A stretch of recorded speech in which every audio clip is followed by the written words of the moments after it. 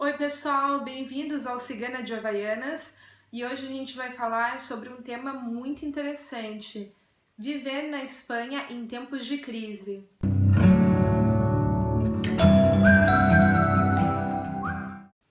Então, pessoal, para começar, eu gostaria de explicar para vocês um pouco mais das causas e consequências dessa crise. Eu sei que muitos de vocês já devem saber, né, as causas, o que está acontecendo no mundo de hoje, né, porque tudo está muito conectado, mas eu gostaria de dar uma breve introdução e também explicar os detalhes importantes, né, para a gente entender o impacto que está tendo hoje em dia e como isso nos afeta, né, imigrar ou estudar aqui na Espanha. Então, para começar, gente, o ano de 2000 foi um ano muito importante aqui na Espanha, na Europa em geral, porque foi o ano que o Banco Central Europeu abaixou artificialmente as taxas de juros. Isso não foi bom, né? Porque o que aconteceu? O crédito foi facilitado e a demanda por ele aumentou. Então, o que aconteceu no setor da construção, né? Que foi um setor chave nessa crise.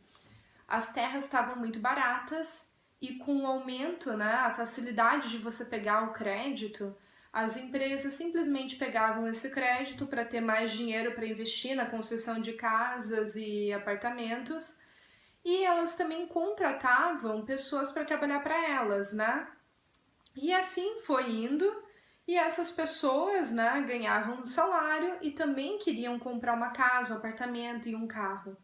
E elas utilizavam o salário delas e também pegavam créditos com os bancos. E aí que é o X da questão que começam as coisas. E elas iam comprando coisas, né? E essas empresas que, por exemplo, vendem carros, casas, apartamentos, perceberam um aumento da demanda, né, por esses tipos de serviço e produtos. Então, o que elas fizeram? Também contrataram mais gente para trabalhar para elas e também pegaram créditos no banco, porque tá fácil de qualquer maneira, então vamos pegar crédito, sabe? Foi mais ou menos isso que aconteceu. E foi um efeito em cadeia, assim, né? Um ciclo vicioso, porque as pessoas que trabalhavam para essas empresas também tinham o salário delas, na mesma coisa que aconteceu no setor de construção, e também queriam comprar coisas para elas. Então elas gastavam parte dos salários e também pegavam crédito com os bancos, né, para poder comprar as coisas para elas. Só que chegou num certo ponto que os bancos na Espanha não tinham liquidez, né? E era isso que sustentava, né, o sistema creditício aqui na Espanha. Até porque toda a economia da Espanha estava baseada no sistema creditício. Então o que aconteceu foi que os bancos na Espanha começaram a pegar dinheiro emprestado de outros bancos, de outros países, principalmente da França e da Alemanha. E daí o que aconteceu?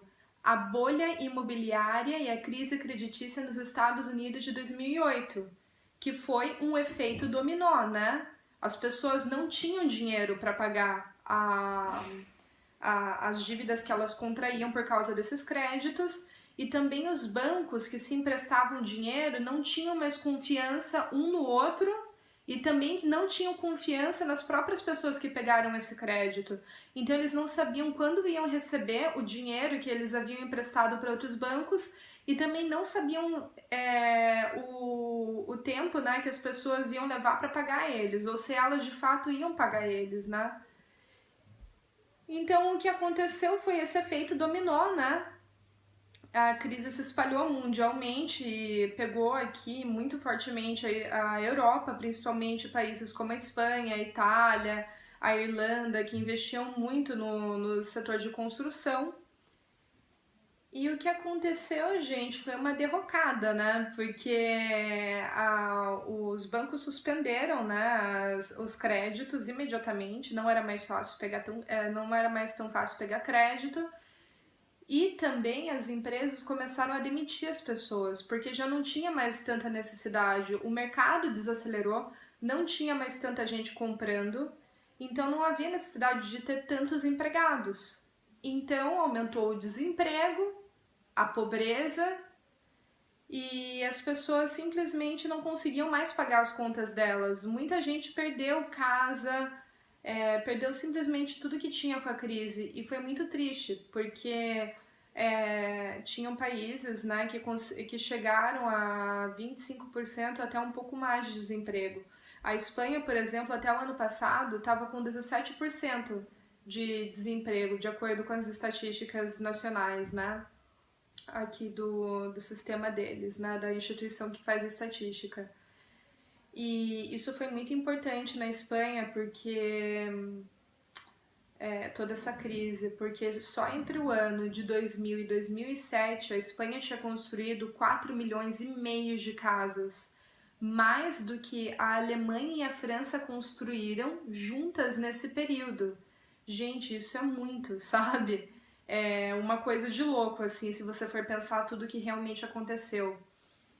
E essa crise tem efeitos até hoje, né? Como eu estava falando, o desemprego estava em 17% no ano passado e a gente vê sinais de recuperação na economia, mas também seria um passo em falso, seria mentira eu falar aqui para vocês que a crise de fato acabou. Ela não acabou e eu acho que vai demorar muito tempo para acabar. Afetou muitos setores, foi uma crise que fragilizou, né, várias questões econômicas aqui e no mundo inteiro. E eu acho que quando você imigra ou quando você vem estudar, mas com pretensões de ficar, você também tem que levar isso em consideração se você escolher a Espanha como país para se morar. Agora também sobre o mercado de trabalho, que eu acho muito importante falar para vocês. A crise está realmente. A gente está se recuperando da crise, né? Com o tempo, mas o mercado de trabalho ainda sente muito.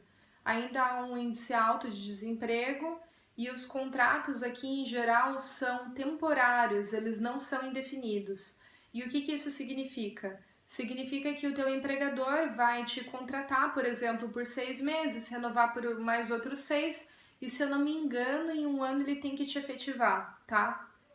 Se você está trabalhando para algum lugar que você está mais de um ano em contrato temporário, isso não é legal. Até onde eu saiba, tá bom, gente? É assim que pelo menos acontece na minha empresa e eu acho que, bom, é nacional isso. De qualquer maneira, é importante também citar que Madrid e Barcelona têm um peso assim importante na economia espanhola, porque eles são os polos industriais e financeiros do país, ou seja, são lá que estão a maior parte dos trabalhos, principalmente os que têm vagas com qualidade melhor, né? Ou seja, para pessoas que fizeram uma faculdade ou que tiveram oportunidade de se especializar em alguma coisa. Mas também o nível de vida, o custo de vida, ele é muito mais alto. Então são coisas que você tem que pesar muito na hora de você escolher essas cidades para morar. E também, né, por outro lado, por exemplo, aqui onde eu moro, numa comunidade autônoma que se chama Andalucia, que seria como os nossos estados no Brasil, sabe? Junto com as Ilhas Canárias, são os estados onde tem o maior nível de pobreza aqui na Espanha. Então, obviamente, se tem o maior nível de pobreza, também isso reflete no mercado de trabalho, né? Aqui a gente tem o desemprego mais alto, o custo de vida é mais baixo, mas também porque o salário é mais baixo.